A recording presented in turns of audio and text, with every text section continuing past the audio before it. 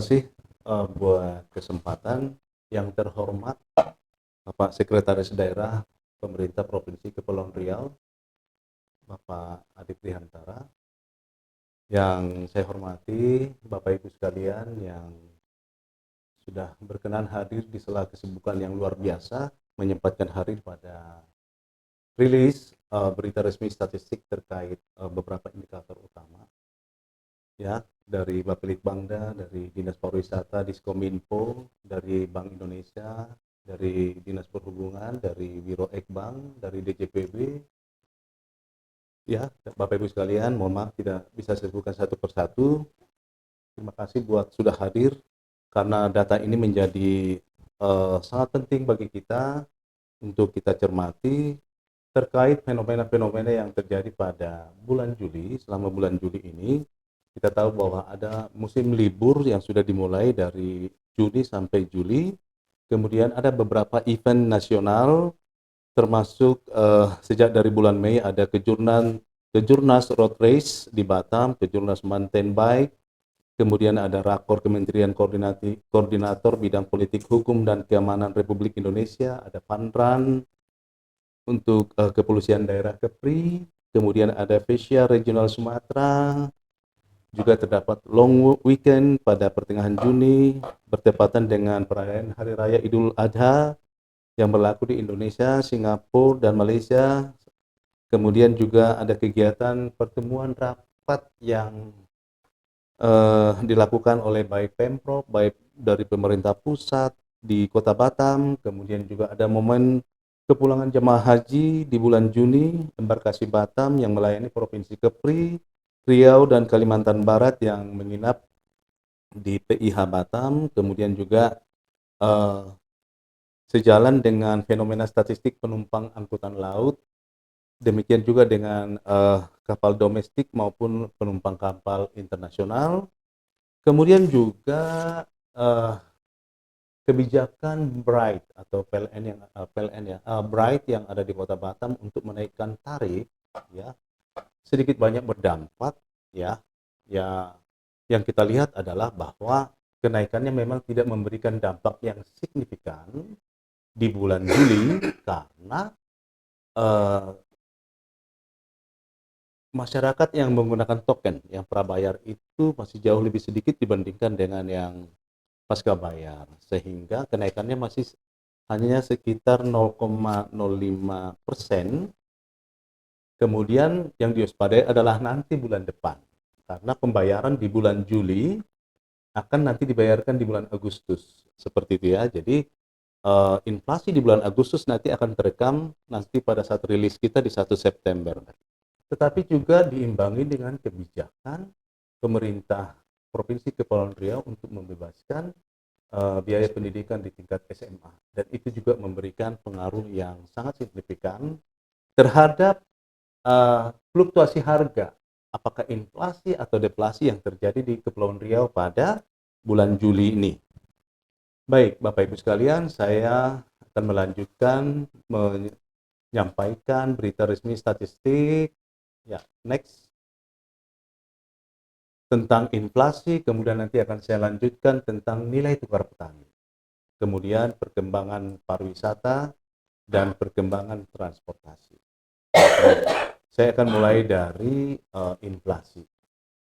Inflasi ini adalah kita merekam fluktuasi harga dari ada sekitar 400-an komoditi yang ada di Kepulauan Riau ya, untuk melihat di mana masing-masing komoditi itu mempunyai bobot ya. Nah, artinya adalah semakin tinggi bobotnya maka pengaruh terhadap baik inflasi maupun deflasi akan sangat kuat.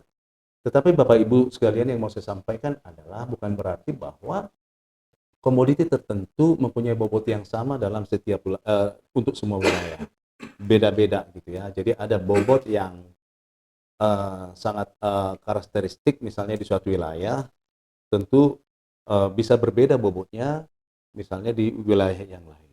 Jadi inilah dinamika dari inflasi tentang indeks harga konsumen ini. Baik, nah dari fenomena-fenomena yang kita sampaikan, Yang saya takutkan kemarin adalah bahwa akan terjadi inflasi. Alhamdulillah untuk Kepulauan Riau, ya, dengan gabungan dari 3 kota inflasi yang ada di Kepulauan Riau, yaitu Karimun, Batam, dan Tanjung Pinang. Kalau Karimun kita lihat terjadi deflasi 0,08. Batam deflasi 0,46, bahkan Tanjung Pinang lebih dalam deflasinya 0,64. Nah, ini justru di luar dugaan gitu ya. Tetapi seperti apa yang saya sampaikan bahwa ya artinya dinamikanya berjalan terus gitu ya. Dampaknya juga memang tidak secara langsung ada setelah berjalannya waktu. Kemudian kalau kita lihat inflasi tahun kalender adalah dari Januari sampai Juli. Nah, kalau untuk Karimun adalah sebesar 1,16, Batam 1,04, dan Tanjung Pinang 0,68. Kemudian kalau kita bandingkan ya inflasi year on year, artinya kalau kita sepakat rata-rata Juli itu mewakili tahun 2024 dibandingkan dengan tahun 2023, untuk Karimun ada kenaikan 2,97% secara rata-rata. Batam 2,92%, Tanjung Pinang 1,97%. Nah, kenaikan harga ini artinya masih dalam on the track, ya, tidak terlalu tinggi, tidak terlalu rendah. Dan perlu kami mengingatkan bahwa inflasi juga menjadi penting, ya. Jadi bukan melulu harus deflasi maka dikatakan baik, tetapi pada saat tertentu tingkat inflasi yang tinggi juga sangat dibutuhkan untuk meningkatkan pendapatan para produsen, khususnya di petani misalnya. Kemudian dari 3 kota ini kita melihat untuk Kepri. Secara keseluruhan, Kepri mengalami deflasi sebesar 0,45%. Kemudian year on year-nya adalah 2,81%. Artinya secara umum ada kenaikan 2,80% dibandingkan dengan tahun 2023. Kemudian inflasi tahun kalender dalam satu semester ini 1,01%. Ya. Bank Indonesia menargetkan untuk Kepri adalah 2,5 plus minus 1%. Sejauh ini on the track, masih aman seperti itu. Walaupun di beberapa bulan tertentu ada inflasi.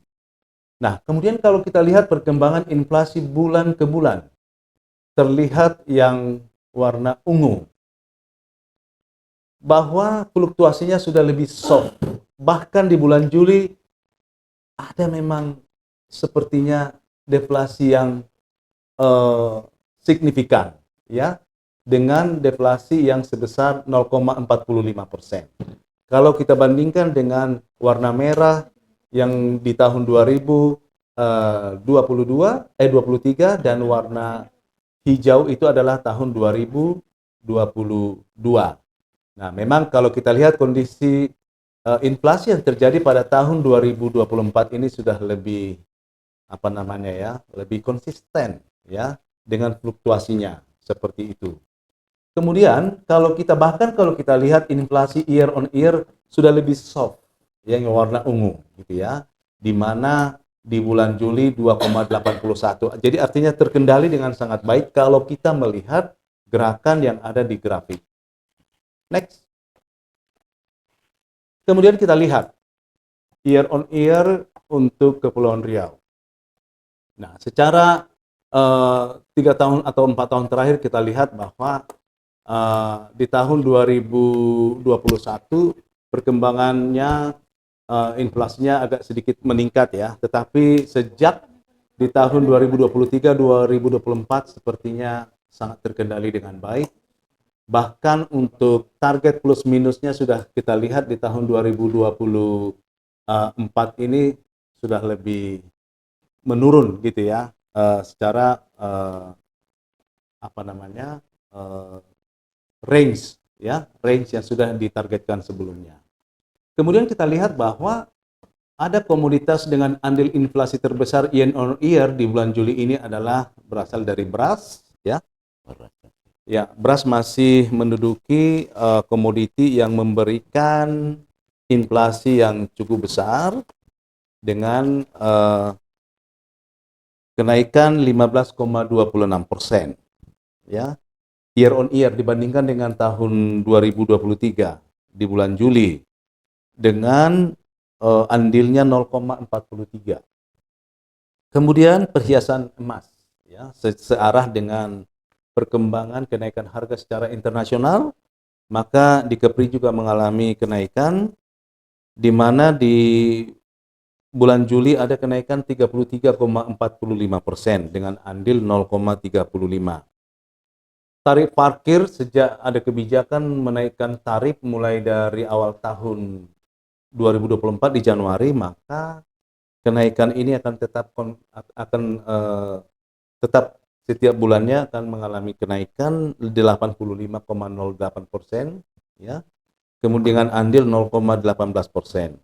Nah, Akademi Perguruan Tinggi masih ada inflasi 5,06 dengan andil 0,11. Kemudian bawang merah. Bawang merah ada kenaikan hampir 26% dibandingkan dengan Juli 2023 dengan andil 0,10%. Kemudian kalau kita lihat kelompok pengeluaran, inflasi tertinggi terjadi pada kelompok makanan, minuman, dan tembakau. Kemudian diikuti oleh kelompok pakaian dan alas kaki sebesar 2,95. Kemudian kesehatan 3,65. Transportasi 2,97. Jadi ini adalah kenaikan harga dalam bentuk persen dibandingkan dengan tahun sebelumnya. Namun untuk kelompok lain ada yang mengalami deflasi. Artinya masih angka harganya secara rata-rata lebih rendah dibandingkan tahun sebelumnya. Itu terjadi pada kelompok perlengkapan peralatan dan pemeliharaan rutin rumah tangga. Kemudian juga informasi, komunikasi, dan jasa keuangan. Dan rekreasi, olahraga, dan budaya, pendidikan, dan penyediaan, ya. Sementara untuk penyediaan makan dan minuman restoran, ada kenaikan 1,95%. Kemudian yang sangat tinggi, ya, perawatan pribadi dan jasa lainnya, ya, skincare dan segala macam yang terkait dengan kosmetika, dengan pangsa para ibu-ibu wanita cantik yang ada di ruangan ini termasuk termasuk di dalamnya. Baik, kemudian kita lihat yang month to month. Bulan ke bulan kita lihat. Nah, untuk Karimun itu tadi mengalami deflasi, ya. Kemudian Batam juga mengalami deflasi dan Tanjung Pinang mengalami deflasi lebih dalam, ya, dibandingkan Batam dan Karimun. Ya, jadi secara keseluruhan Kepri mengalami 0,45%. Artinya secara rata-rata di harga-harga di bulan Juli itu lebih rendah 0,45% dibandingkan dengan cara rata-rata harga yang terjadi pada bulan Juni. Kemudian kita lihat menurut kelompok pengeluaran. Nah, kita lihat memang makanan, minuman, dan tembakau itu mengalami deflasi, ya. Jadi ada penurunan harga, ya, secara rata-rata di kelompok ini. Kemudian juga terjadi di kelompok perlengkapan peralatan dan pemilihan rutin rumah tangga. Sepertinya memang kelompok ini sudah mulai tidak dilirik lagi kali oleh masyarakat karena mungkin prioritas kebutuhan sudah beralih mungkin, ya. Sekolah. Tadi ke skincare kali ya, Bu, ya. Dikorbanin. Kemudian pendidikan. Nah, terlihat memang pendidikan ini sangat signifikan mengakibatkan terjadinya deflasi di bulan Juli ini. Tadi seperti apa yang saya sampaikan bahwa kebijakan pemerintah Provinsi Kepulauan Riau untuk membebaskan biaya pendidikan di tingkat SMA memberikan andil deflasi sebesar 0,19, ya, dengan deflasi sebesar 2,85%. Nah, sementara untuk kelompok makanan yang lain tidak terlalu berfluktuatif, ya, termasuk perawatan pribadi dan jasa lainnya hanya meningkat 0,49%. Ya, selanjutnya mari kita lihat inflasi di bulan Juli itu penyebabnya adalah, nah, tarif listrik itu dengan masih berasal dari masyarakat pelanggan token. belum termasuk yang meteran. Karena meteran kan dibayar di bulan Agustus ini. Jadi kondisi bulan Juli masih dipengaruhi oleh pengguna token yang masih relatif lebih kecil, jauh ya dibandingkan dengan pengguna token. Sehingga andilnya adalah dengan kenaikan 0,88%, maka memberikan andil 0,05%. Nah, yang menjadi perhatian kita adalah nanti di bulan September, di bulan Agustus. Nah, Bapak Ibu sekalian, para pengambil kebijakan, mohon ini menjadi perhatian, karena tentunya ini akan memberikan sedikit banyak multiplier terhadap kenaikan harga-harga pada komoditi yang lain. Ya, jadi memang nanti hubungannya terhadap komoditi-komoditi yang banyak menggunakan listrik gitu ya, tentu akan memberikan dampak terhadap perubahan harga. Kemudian emas perhiasan masih dengan kenaikan 2,13% dengan andil 0,03%. Kemudian cabai rawit, sewa rumah, mobil, kentang, kangkung, angkutan udara masih karena ada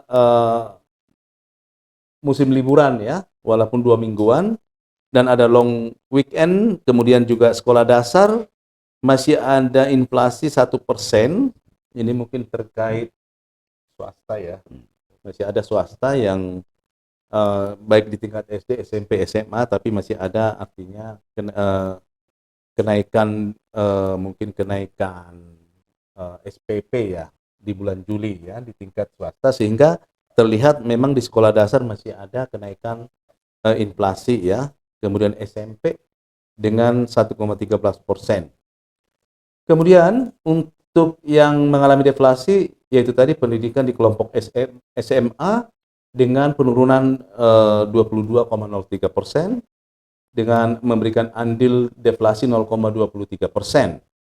Cabai merah turun 15%, daging ayam turun 2,6%, sawi hijau turun hampir 38%, kacang panjang, tomat, bawang merah, bayam, ikan tongkol, telur ayam ras. Ini adalah komoditi-komoditi yang mempengaruhi secara keseluruhan tingkat inflasi-deflasi yang ada di Kepri. Jadi ini 10 tertinggi, yang di sebelah kiri 10 terendah, yang di sebelah kanan dari 423 komoditi yang selalu kita kumpulkan datanya. Selanjutnya, kita lihat di Batam. Tidak jauh berbeda karena Batam ini memberikan bobot cukup tinggi ya terhadap inflasi yang ada di Kepri. Jadi tidak terlalu jauh berbeda. Tarif listrik, emas perhiasan, sewa rumah, cabai rawit, mobil, angkutan udara, kentang, sekolah dasar, SMP, dan ada bimbingan belajar. Ya, jadi bimbel sudah mulai di bulan Juli, di mana para lembaga yang melakukan bimbingan belajar menaikkan tarif ya untuk para siswa-siswa yang mengikuti bimbel. Nah, kemudian juga deflasi dari SMA, cabai merah, daging ayam ras, sawi hijau, tomat, kacang panjang, bayam, telur ayam ras, bawang merah, ikan tongkol. Kita lihat Tanjung Pinang. Tanjung Pinang tidak ada listrik karena memang Tanjung Pinang tidak melakukan perubahan terhadap tarif listrik. Jadi tarif listrik itu hanya terjadi di Kota Batam. Sehingga tidak ada pengaruh inflasi di Kota Tanjung Pinang. Nah, yang mempengaruhi inflasi di Tanjung Pinang itu adalah dari ikan selar, cabai rawit, emas perhiasan, kemudian pemeliharaan atau services, kentang, jasa penitipan anak, sekolah dasar, sepatu pria, ikan mata besar, sepatu wanita. Kemudian yang mengalami deflasi SMA, karena SMA itu bersifat seprovinsi ya. Ya. Cabai merah, daging ayam ras, bayam, sawi hijau, kacang panjang, bawang merah, ketimun, tomat, kangkung. Ya. Kemudian kita lihat di Karimun. Demikian juga dengan di Karimun tidak ada pengaruh kenaikan listrik. Dimulai dari yang mengalami peningkatan adalah bayam, kangkung, nasi dengan lauk, seragam sekolah anak, ikan kembung, ikan lele, kopi bubuk, daging ayam ras, ikan asin teri, udang basah. Kemudian yang mengalami deflasi SMA, cabai merah, bahan bakar rumah tangga, bawang merah, sawi hijau, ketimun, ikan tongkol, kol putih, tomat, ikan selah. Nah, demikian informasi terkait inflasi. Mudah-mudahan informasi ini lebih memberikan secara komprehensif nanti bagaimana Bapak Ibu sekalian ancaman inflasi kemungkinan akan terjadi di bulan Agustus. Baik, kita melanjutkan ke perkembangan nilai tukar petani. Nilai tukar petani ini kita sajikan adalah untuk menunjukkan bagaimana secara tidak langsung gambaran daripada tingkat kesejahteraan para petani di pedesaan. Artinya adalah kita ingin membandingkan kenaikan harga yang dia terima dibandingkan dengan harga yang dia keluarkan. Kalau kenaikan harga yang diterima lebih besar dibandingkan dengan kenaikan harga yang dia bayar, tentu akan memberikan sisa ya dari hasil usahanya untuk dia simpan atau dia nikmati. Tetapi kalau inflasi atau kenaikan harga yang terjadi yang dia terima lebih kecil dibandingkan dengan inflasi yang dia bayar, ya termasuk juga inflasi dari apa yang dia konsumsi seperti yaitu tadi beras dan sebagainya. Kalau itu lebih tinggi, maka tentunya akan menurunkan tingkat nilai tukar petani yang secara tidak langsung menggambarkan bahwa lebih sedikit atau bahkan sebetulnya secara rata-rata tidak ada yang dia simpan dari hasil kegiatan di pertanian, Bapak Ibu sekalian. Nah, baik, kita lihat untuk tanaman pangan. Ternyata turun 0,15% menjadi 96,84. Hortikultura juga mengalami penurunan. Ya. Ini apakah tadi ini menggambarkan penurunan yang terjadi di kelompok sayur-sayuran ya? Tadi sawi, timun dan sebagainya. Jadi memang ini gambaran. Artinya ya dari sini kita bisa mengetahui adanya deflasi yang terjadi pada komoditi-komoditi pertanian juga tentunya mempengaruhi nilai tukar petani. Tetapi untuk tanaman perkebunan rakyat ada kenaikan 1,59%. Jadi ada di angka 108,05. Artinya begini Bapak Ibu sekalian, kalau kenaikannya sama-sama gitu ya, sama kenaikan yang dia terima dengan kenaikan yang dia bayar, mestinya itu menjadi 100. Tetapi kalau kita lihat masih di atas 100, berarti memang yang dia terima masih lebih besar daripada yang dia keluarkan gitu. Termasuk tadi di hortikultura juga nilai NTP-nya masih jauh di atas 100, yaitu 108,46. Nah, di tanaman pangan memang mencerminkan karakteristik lahan di Kepulauan Riau memang artinya masih di bawah angka 100. Kemudian kita lihat kelompok peternakan turun 0,77%, ya. Namun masih di atas 100, yaitu 100,82. Nah, perikanan naik 0,75%, 104,84. Nelayan naik 0,75%, 105,26. Kemudian pembudidaya ikan ada kenaikan 0,74%, memang belum memberikan potensi ya, karena masih di bawah angka 100, yaitu dengan 97,06. Namun secara keseluruhan ada kenaikan 0,19% untuk NTP dari Juni ke Juli, yaitu dari 105,55 ke 105,75. Kemudian selanjutnya mari kita lihat bagaimana perkembangan untuk 3 tahun terakhir. Kondisi 2024 terlihat ada kecenderungan meningkat gitu ya, warna kekuningan gitu ya.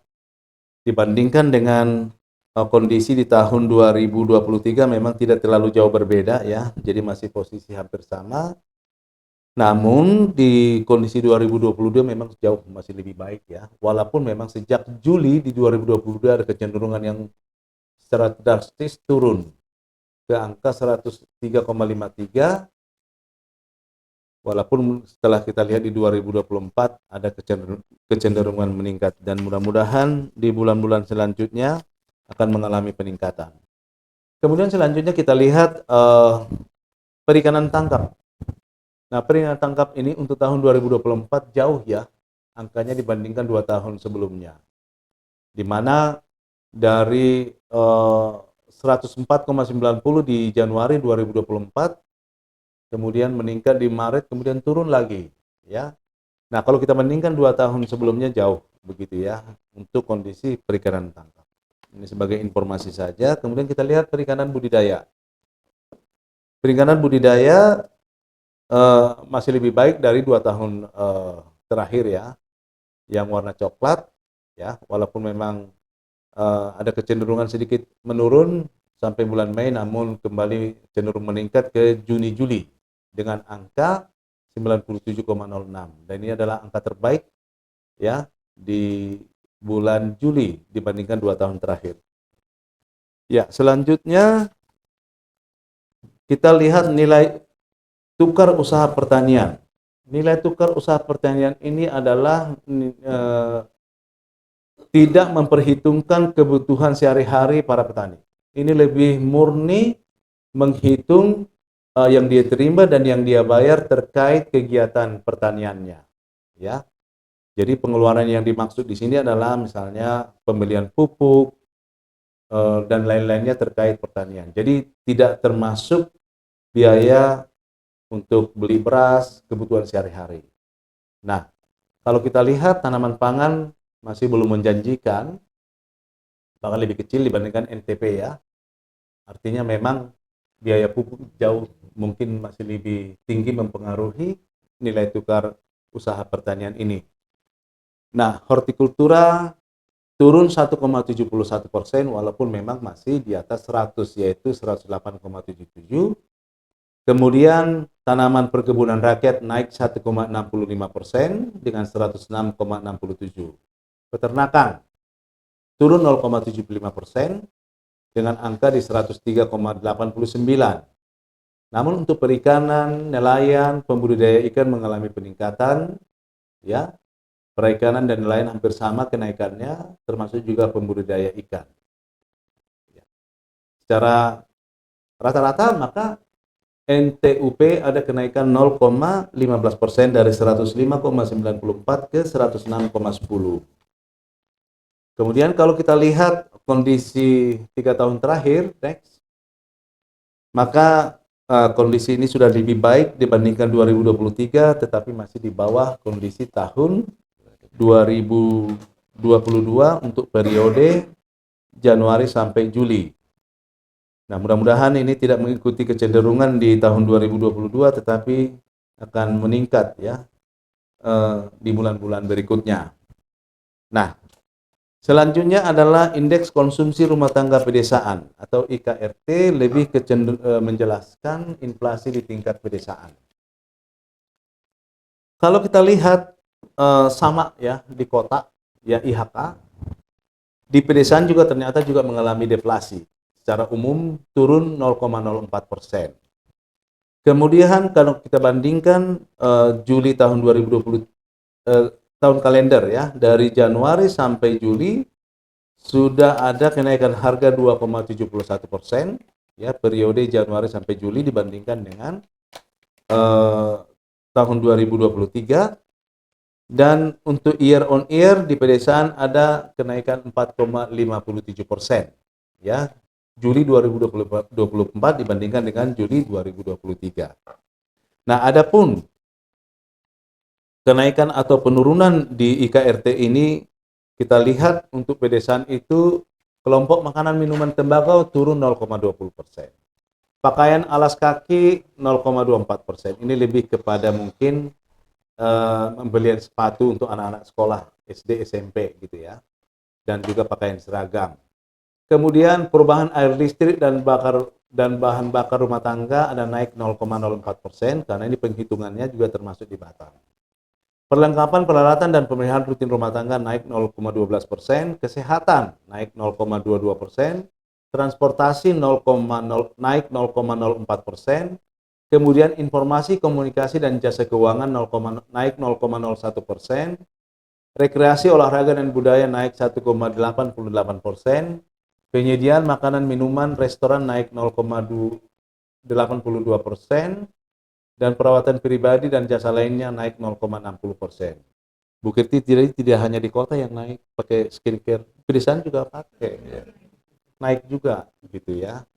Nah, secara keseluruhan akibat penurunan di kelompok minuman, makanan, minuman, dan tembakau mengakibatkan secara keseluruhan deflasi 0,04%. Selanjutnya kita lihat komoditi-komoditi yang mengalami penurunan di pedesaan: bawang merah, tisu, terong, daun singkong, talas, asam, cabai merah, nanas, parang, kurisi, tomat sayur, ketimun, bayam, kacang panjang, kangkung. Namun yang mengalami kenaikan: sabun mandi, daster, jengkol, ekor kuning, tongkol, minuman berenergi, pari, seragam sekolah, buku tulis bergaris, selar, sepatu anak, oyong atau gambas, jus sari buah, tarif dokter gigi, dencis. Ya, informasi saja. Ikan dencis berarti ya? Ikan dencis naik. Ya. Ini makanan paling enak untuk di pedesaan berarti. Baik, demikian informasi terkait inflasi baik di tingkat kota maupun pedesaan. Selanjutnya kita akan menjelaskan bagaimana perkembangan kepariwisataan. Yang pertama adalah kita melihat jumlah kunjungan wisatawan mancanegara. Kalau kita lihat yang month to month, ya, Juni 2024 terhadap Mei. Jadi memang ada time lag 1 bulan ya Bapak Ibu sekalian. Ini terkait kecepatan kita memang di dalam mengambil data, karena kita masih harus mengambil dari imigrasi ya. Jadi memang tidak bisa langsung press from oven, jadi ada keterlambatan 1 bulan. Itu pun mengalami kenaikan Bapak Ibu sekalian, naik 27,78%, ya, dari 124.322 wisman menjadi 158.859 wisman. Angka ini memang masih di bawah kondisi tahun 2023. Ya. Namun kemudian year on year, ya itu tadi, akhirnya di bawah 2023 dengan minus 7,35%. Ya, padahal upaya Dinas Pariwisata udah luar biasa ya, melakukan event-event. Mungkin nanti di bulan Juli kali ya, kelihatan. Ya. Nah, itu. Jadi, iya. Nah, itu. Baik, kemudian mari kita lihat untuk kondisi Januari sampai Juni. Januari sampai Juni dibandingkan periode Januari-Juni 2024 dibandingkan Januari-Juni 2023 ada kenaikan 4,93%. Saya tidak bisa mengatakan hanya, tetapi positif ada naik 5%, begitu ya. Diam-diam saya provokasi. Di mana kunjungan di tahun 2024 ada 763.406 dibandingkan dengan periode yang sama 2023 sebanyak 727.552 kunjungan. Nah, kemudian kita lihat pintu masuknya. Terbanyak itu ada di Batam,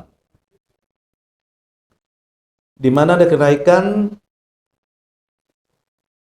dari Mei ke Juni dari 100.112 orang ke 125.384. Ada kenaikan 25,24%. Namun dibandingkan dengan tahun sebelumnya ada penurunan 6,62%. Di mana di Juni 2023 134.280. Tanjung Pinang dengan pola yang sama ada naik 44,57% dari 3.904 ke 5.644, dan ini turun 7,26% dibandingkan tahun 2023 di bulan yang sama, di mana di Juni 2023 sebesar 6.086. Demikian juga untuk Bintan. Bintan ada kenaikan 51,40%. Dan dibandingkan dengan tahun sebelumnya ada turun 13,95%. Namun berbeda untuk Mei ada kenaikan untuk month-to-month-nya ada penurunan 7,56%, tetapi ada kenaikan dibandingkan tahun sebelumnya 3,34%. Kemudian kita lihat untuk C2C. Next. C2C Karimun naik 14,71%. Dari 29.569 Wisman menjadi 33.919. Batam juga meningkat 6,11%. Dari 566.314 menjadi 600.934. Tanjung Pinang turun 2,74%, dari 26.480 Wisman menjadi 25.754 Wisman. Kemudian Bintan juga mengalami penurunan 2,54%, dari 105.133 menurun menjadi 102.462. Selanjutnya adalah negara utama asal Wisman tersebut. Seperti biasa ya, masih dominasi wisatawan dari Singapura, 60,62% dari total Wisman. Kemudian diikuti oleh Malaysia, 18,28%. Selanjutnya adalah Tiongkok, India, Filipina, Australia, Inggris, dan negara-negara lainnya yang dikumpulkan menjadi 9,79%. Kalau kita lihat Singapura meningkat dari Mei ke Juni ya, dari 60.000 ke 96.000. Malaysia juga meningkat, Tiongkok menurun, India meningkat, Filipina meningkat, Australia meningkat, Inggris menurun. Ya, seperti inilah polanya, ya. Kemudian negara utama asal Wisman secara periode Januari sampai Juni 2024 masih berasal dari negara Singapura, yaitu dengan dominasi 51,28%, Malaysia 17,74%, dan selanjutnya adalah negara Tiongkok, India, Filipina, Korea Selatan, Inggris, dan negara-negara lain. Kemudian kalau kita lihat periode rekapitulasi dari Januari sampai Juni, Singapura menurun ya, dari 411.025 di tahun 2023, periode Januari-Juni menurun menjadi 391.452 Januari-Juni di 2024. Namun untuk Malaysia ada meningkat, Tiongkok meningkat, India menurun, Filipina meningkat, Korea Selatan menurun, Inggris menurun, Australia meningkat, Jepang menurun, Amerika meningkat, dan lainnya sisanya juga mengalami peningkatan. Selanjutnya adalah indikator terhadap kepariwisataan dari tingkat penghunian kamar.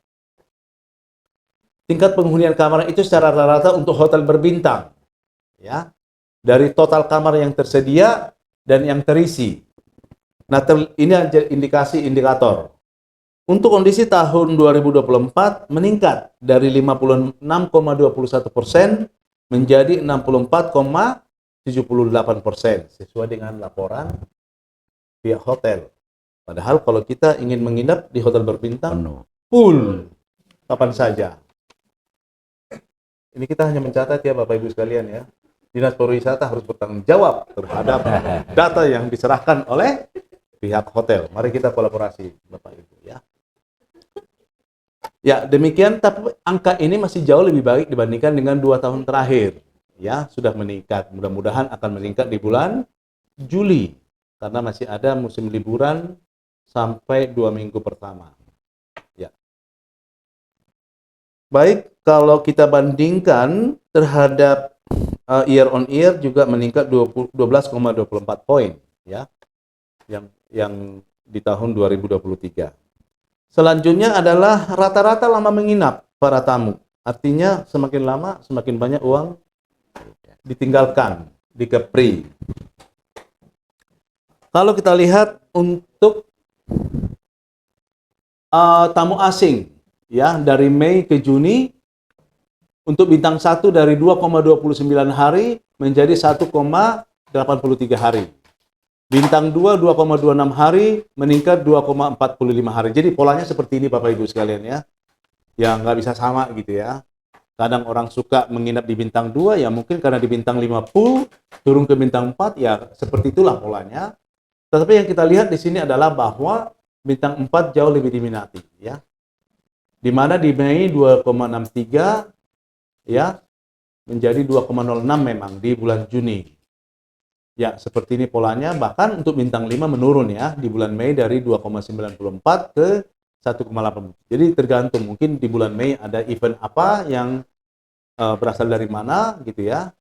Lebih banyak menginapnya dibandingkan dengan bulan Juni. Jadi kondisinya seperti ini. Namun secara statistik kita bisa memastikan bahwa secara rata-rata ada penurunan jumlah hari menginap dari 2,67 ke 1,94.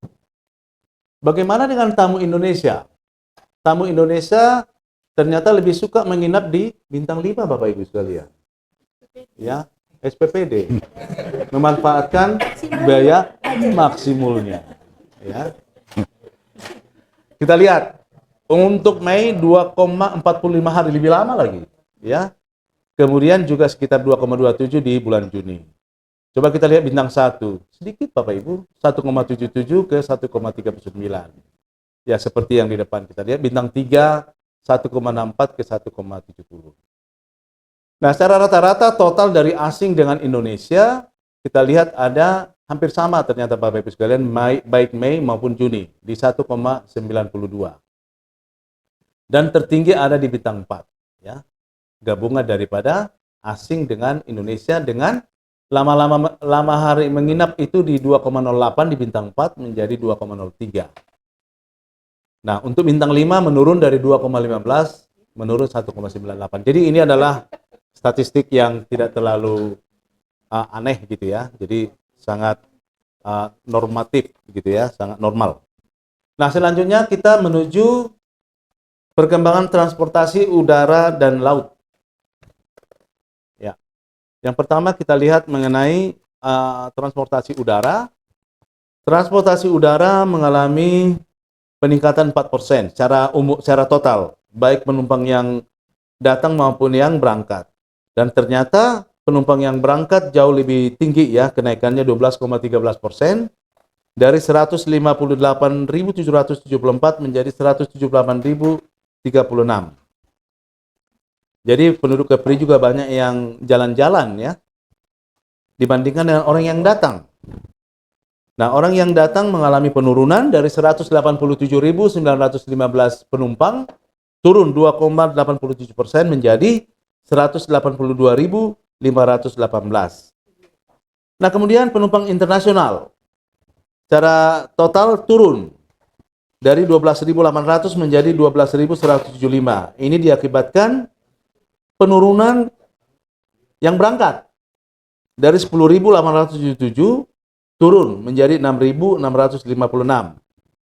Kemudian yang berangkat, yang datang naik signifikan ya, dari 1.923 ke 5.519. Ya, ini hanya gambaran umum aja Bapak Ibu sekalian. Untuk angkutan udara. Angkutan laut, semua mengalami peningkatan. Artinya kapal laut lebih diminati dari lebih murah. 5 kali lipat, Bapak Ibu sekalian. Ya, bisa dibandingkan naik pesawat Batam ke Medan adalah sekitar 1.200.000, tapi naik kapal laut secara umum kan 300 ke 400.000. Jadi terlihatlah kenaikan baik penumpang yang berangkat maupun yang datang. Secara total penumpang kapal naik 9,02% dari 706.309 ke 770.045. Mungkin akan lebih tinggi lagi nanti dari Juni ke Juli. Ini masih kondisi Mei ke Juni. Nah, yang datang maupun yang berangkat sama-sama meningkat. Kemudian juga internasional juga demikian Bapak Ibu, naik 22,82%, di mana yang datang naik 19,08% dan yang berangkat juga naik 26,61%. Nah, kemudian selanjutnya kita lihat untuk domestik angkutan udara. Jumlah penumpang naik tadi 4%, ya, dari Mei ke Juni. Kemudian dibandingkan dengan Juni 2023 turun. Di mana Juni 2023 ada 379.354 penumpang, turun menjadi 360.554. Kemudian untuk Januari Juni, periode Januari Juni juga mengalami penurunan, ya, cukup signifikan dari 2.120.631 Januari Juni 2023 menjadi 2.072.072.714 Januari Juni 2024. Jadi ada penurunan 2,26%. Demikian juga untuk internasional mengalami penurunan 4,88% dari 12.800 di Mei 2024 menjadi 12.175. Namun ada meningkat sangat signifikan, ya. Ini mungkin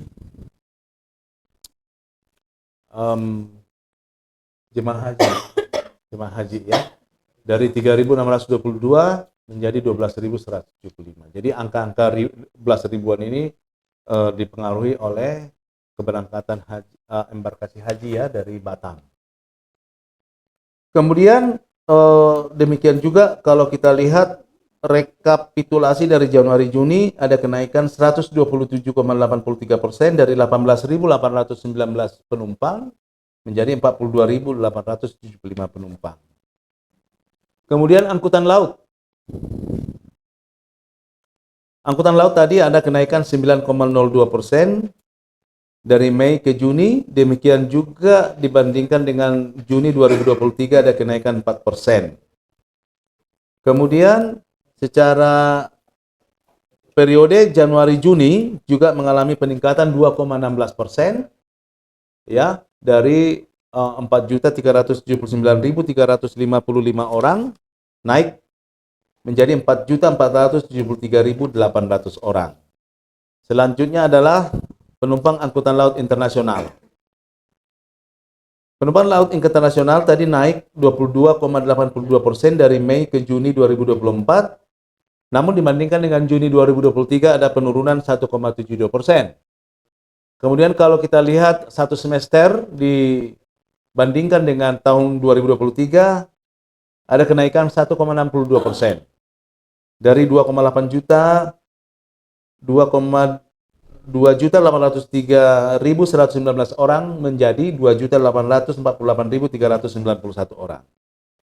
Dan selanjutnya adalah angkutan bongkar muat. Bongkar muat untuk mantumannya mengalami penurunan, mengalami peningkatan, Bapak Ibu sekalian. Mengalami penurunan 4,22% ya, mantuman. Demikian juga untuk